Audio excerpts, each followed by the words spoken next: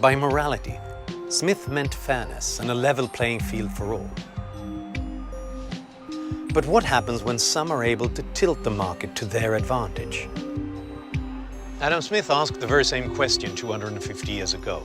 And the problem can be easily illustrated by taking a walk in the woods. In state and national parks all across the United States, you'll often find signs like this that say, "Please do not feed the animals." Because if you feed the wild animals, they lose the ability to gather food in the wilderness, and as a result, they tend to be less resilient and their survival is at risk. Luigi Zingales is professor of entrepreneurship and finance at the Booth School of Business at the University of Chicago.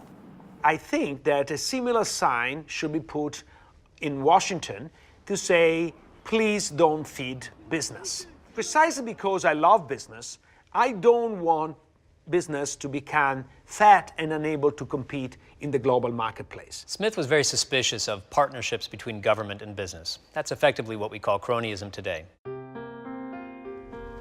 This is the result of feeding the animals Washington style. In recent years, housing values around the US Capitol have skyrocketed.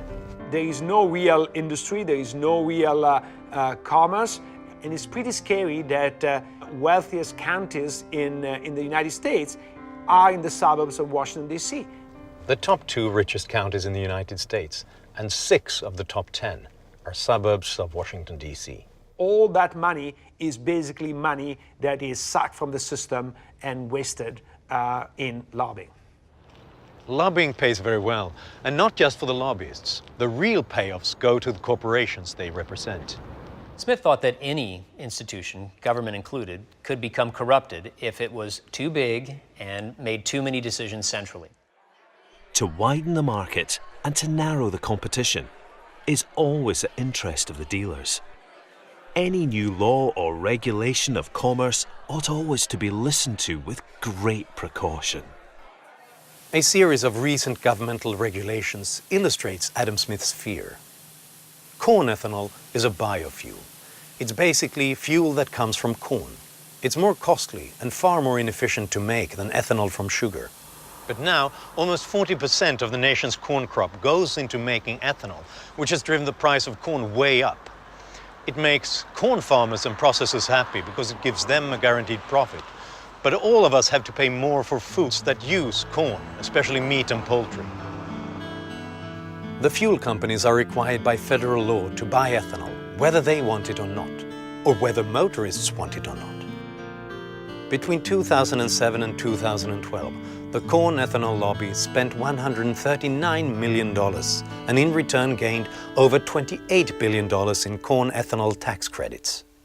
So once you have this kind of returns, then people will not invest in R&D, they will not invest in new sort of organizational form, they will not invest in new technology, they will not invest in new property, plant and equipment, they will invest in lobbying.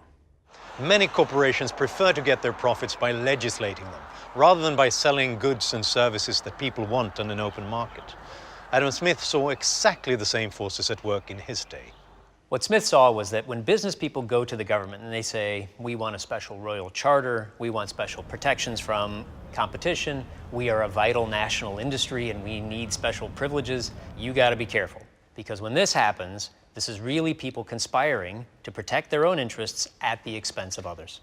Adam Smith understands that in order for competition to work its magic, you need to have rules in place, because otherwise, rather than competition, you have the law of the jungle. This is Adam Smith's key insight.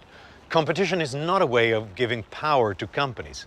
It's a way of giving us power over them.